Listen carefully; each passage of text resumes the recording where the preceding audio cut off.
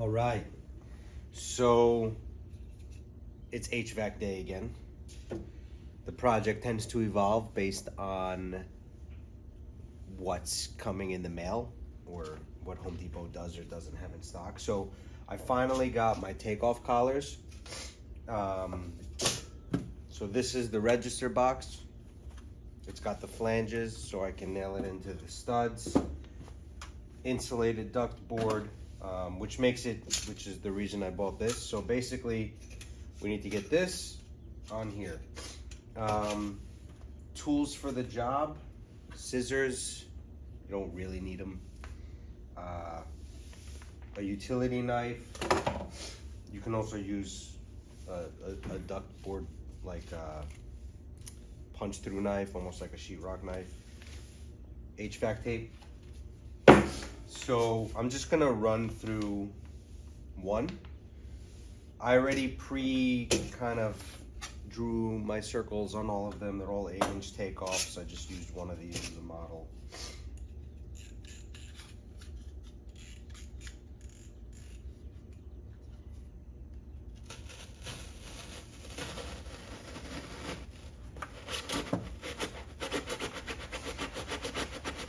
If I had a skinnier knife, which they do sell, I probably could make like a much neater cut.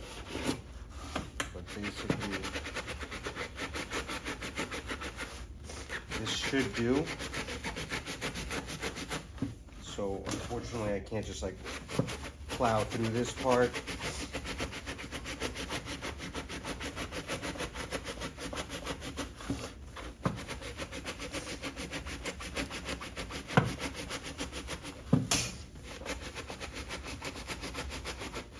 Nice slow cuts, fresh blade. That's important.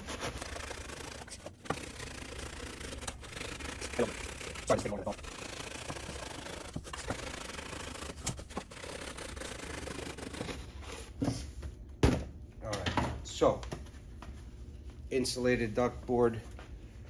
It's a fibrous material on the inside. This is basically waste. So the way that this is gonna work is this is for my flex duct that we ran the other day. And then these tabs, it's pretty straightforward. You just kind of line them up. Sometimes it helps to like bend them in a little, just to flare it. Flare means go out, the opposite of flaring. So basically, we're gonna pop this in here, try to get it, not necessarily try to force it through, but I definitely gotta break through.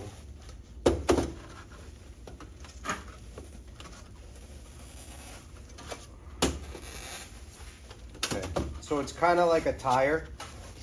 Just get some on and then start working your way around. Okay, so we're getting there. I'm pressing. So there's a little bit of a lip here, okay? So when I get this, and another lip. So when I get the foam board in, what I'm trying to do is press the foam board up against this flange here.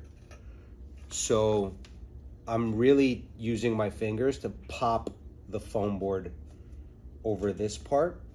And then we're gonna flip the tabs back to kind of pinch the foam board in place. But this is like line of defenses 1, 2. So right now what I'm doing is I'm just kind of circling all the way around, making sure my foam board is nice and snug up against the outside flange, which for me,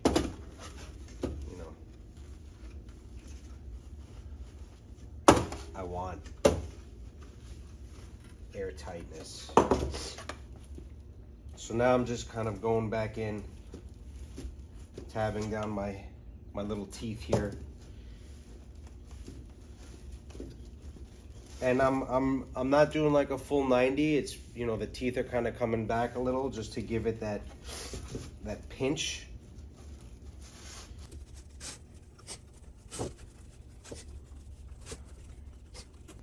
So now that I'm doing this, my morning coffee hadn't set in. It's 7:30 in the morning. I'm not actually centered. I don't care. But if I was off by 1/8 of an inch, my tab wouldn't go all the way down. It would have bumped up against the sidewall. But it's not terrible. So now I'm basically at the point where these have been fastened together. So the next step is just taping up the perimeter.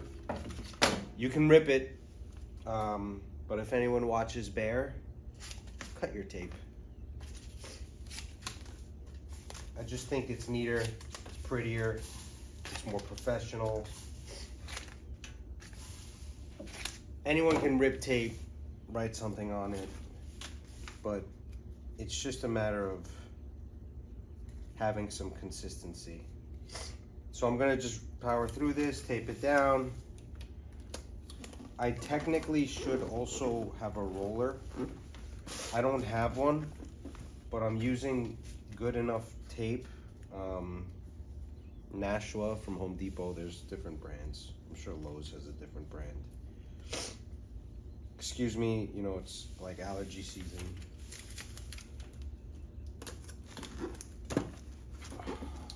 Okay. Obviously I could cut 4 strips and then lay them over, but I'm trying to do it uniformly. Shingle style, roofing style. Not that it matters, but it just looks nicer. A little HVAC flower at the end of the day. Okay, so yeah.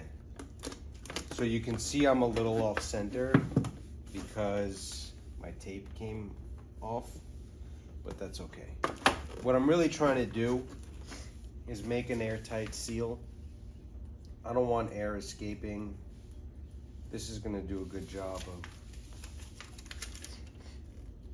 staying sticky and airtight with, all things considered, with the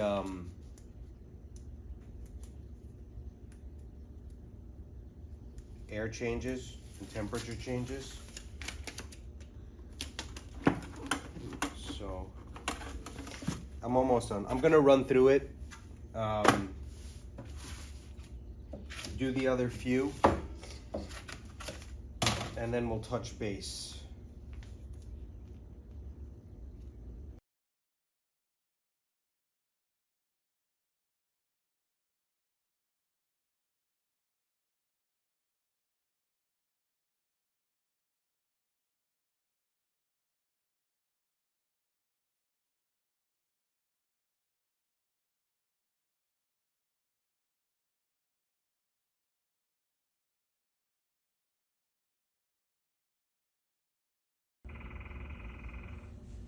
All right, so I just want to show you a trick here.